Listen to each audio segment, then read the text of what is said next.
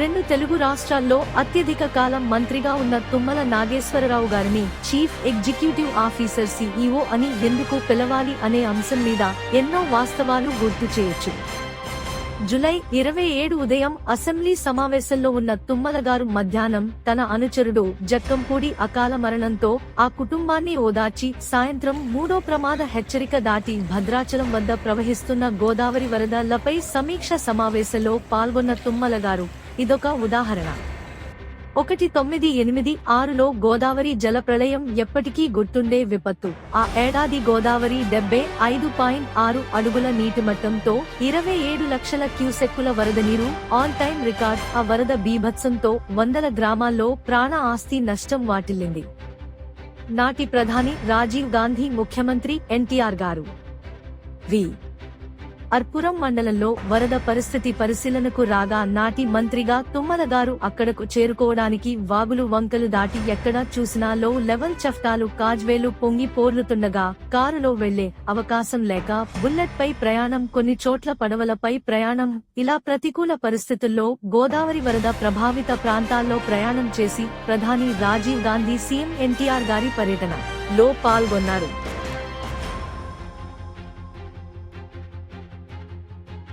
రాష్ట్ర మంత్రిగా భద్రాద్రి శ్రీ సీతారామ చంద్రస్వామివారి ఆశీస్సులతో ఎన్టీఆర్ రాజకీయ జన్మ ఇవ్వగా మంత్రి పదవి అంటే హంగు ఆర్భాటం కాదు. మంత్రి పదవంటే ప్రజాశ్రేయస్సు కోసం పని చేయాలని ఉమ్మడి ఖమ్మం జిల్లా తలరాత మార్చటానికి పుట్టిన కారణజన్ముడు మన తుమ్మల గారు. 1986 నుంచి నేటి వరకు తుమ్మల గారు మంత్రి పదవిలో రాజకీయ నాయకుడు కంటే ఆయన పని విధానం ఓ బ్యూరోక్రాట్లా నిరంతరం సమీక్షలు, అభివృద్ధి సంక్షేమ కార్యక్రమాలు, వాటి నిధులు కోసం ఫాలో అప్ చేయటం, నిరంతరం సీరియస్ గా ఓ అధికారి మాదిరి కనిపిస్తారు.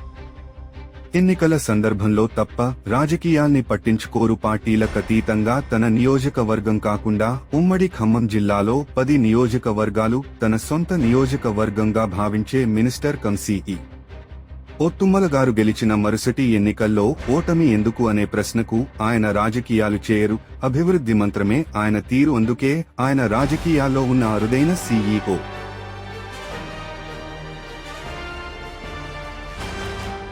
ఎన్టీఆర్ గారి క్యాబినెట్ లో 3 ఏళ్లు, చంద్రబాబు గారి క్యాబినెట్ లో 9 ఏళ్లు, కేసీఆర్ గారి క్యాబినెట్ లో 4 ఏళ్లు, ప్రస్తుతం రేవంత్ రెడ్డి గారి క్యాబినెట్ లో డిసెంబర్ 7 నుంచి మంత్రిగా ఉన్నారు. ఈ 7 నెలల కాలంలో తుమ్మల గారు మంత్రి పదవిలో ఆయన పనితీరు చూస్తే సిఇఓ మాదిరి నిలువెత్తు నిదర్శనంగా కనిపిస్తారు.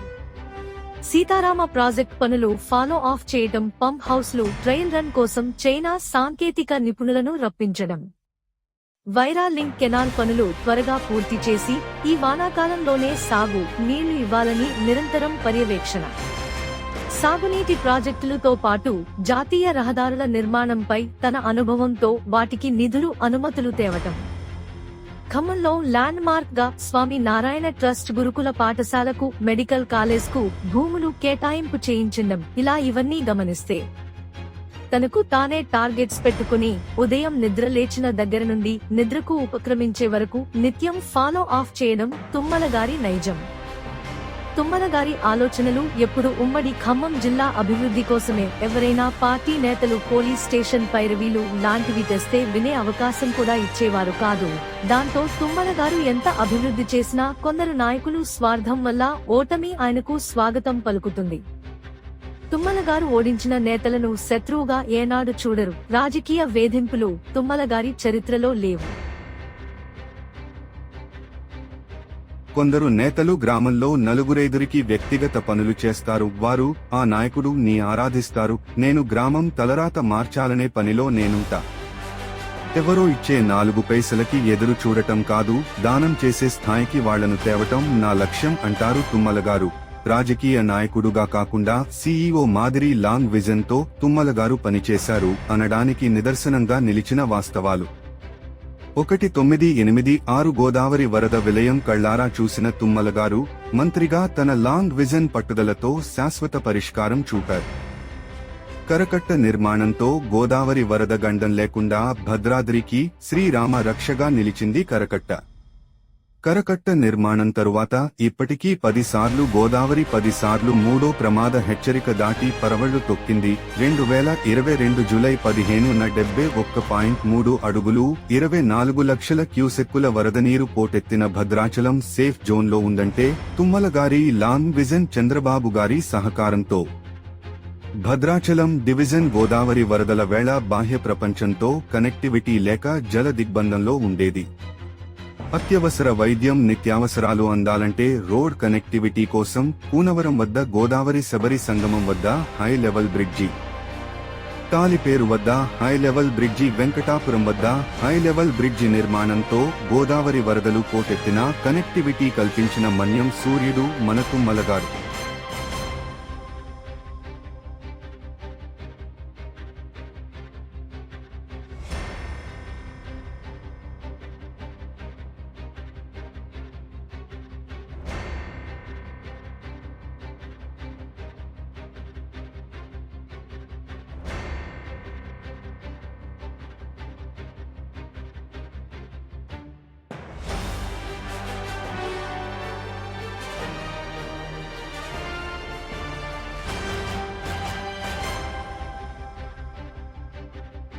తుమ్మల గారి రాజకీయ జీవితంలో ముఖ్య విషయం చెప్పాలంటే, ఎవరైనా రాజకీయ నాయకులు పార్టీ మారే ముందు తమ పదవులు కాంట్రాక్ట్ల కోసం షరతులు పెడతారు.